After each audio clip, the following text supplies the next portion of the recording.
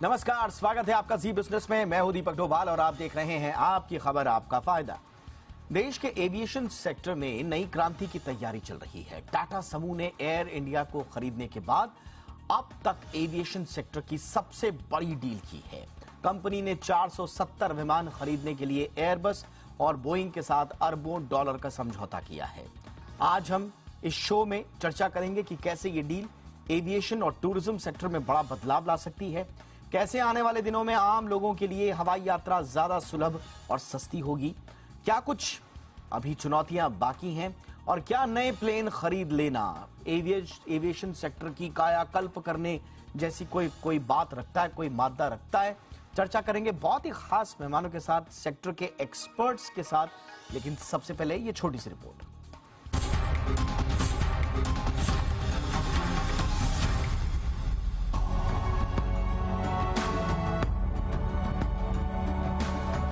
Air India Airbus से 250 और Boeing से 220 हवाई जहाज खरीदेगी। ये देश ही नहीं, एविएशन सेक्टर में दुनिया की सबसे बड़ी डील है।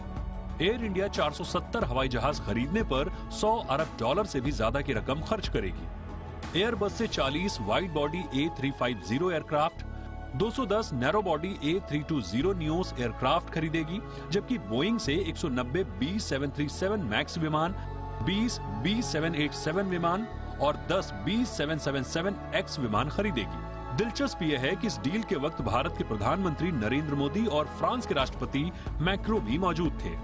यही नहीं, अमेरिकी राष्ट्रपति जो बाइडेन ने भी पीएम मोदी से बात और ट्वीट करके अपनी खुशी जताई है। लेकिन ये बिजनेस डील है, ऐसी डील्स होती रहती हैं। फिर हम इसकी चर्चा क्यों कर रहे हैं? दरअसल ये सामान्य डील नहीं है। ये डील न सिर्फ एविएशन सेक्टर को बदल देगी बल्कि टूरिज्म सहित सभी सेक्टर्स पर असर डालेगी। मोदी सरकार जिस तरह देश के इंफ्रास्ट्रक्चर को मजबूत करने पर जोर दे रही है, उसमें एविएशन सेक्टर का बड़ा योगदान होने वाला है। एविएशन सेक्टर किस रफ्तार से तरक्की कर रही है, इसे हम कुछ आंकड़ों के जरिए समझ सकते हैं। 2014 में देश में 70 ऑपरेशन एयरपोर्ट्स थे, अब इनकी संख्या बढ़कर 137 हो गई है और 2030 तक ये संख्या बढ़कर 220 हो जाएगी। यानी देश का कोना कोना हवाई रूट से जुड़ जाएगा। 2014 में देश में 6 करोड़ 73 लाख लोगों ने हवाई यात्रा की थी। साल 2022 में हवाई यात्रियों की संख्या बढ़कर 12 करोड़ 23 लाख हो गई है।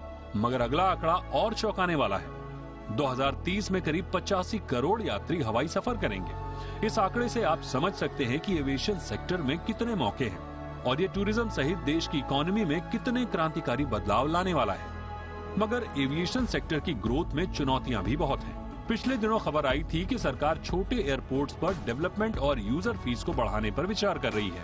ऐसे फैसले एविएशन सेक्टर की ग्रोथ में बड़ी रुकावट हो सकते हैं। यही नहीं, पिछले दिनों एयरलाइंस के किराए में बेतहाशा बढ़ोतरी हुई है।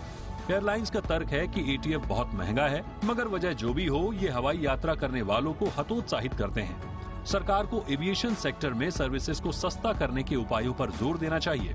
इसी में सरकार की कोशिशों में सफलता भी छिपी है। ब्यूरो रिपोर्ट, जी मीडिया।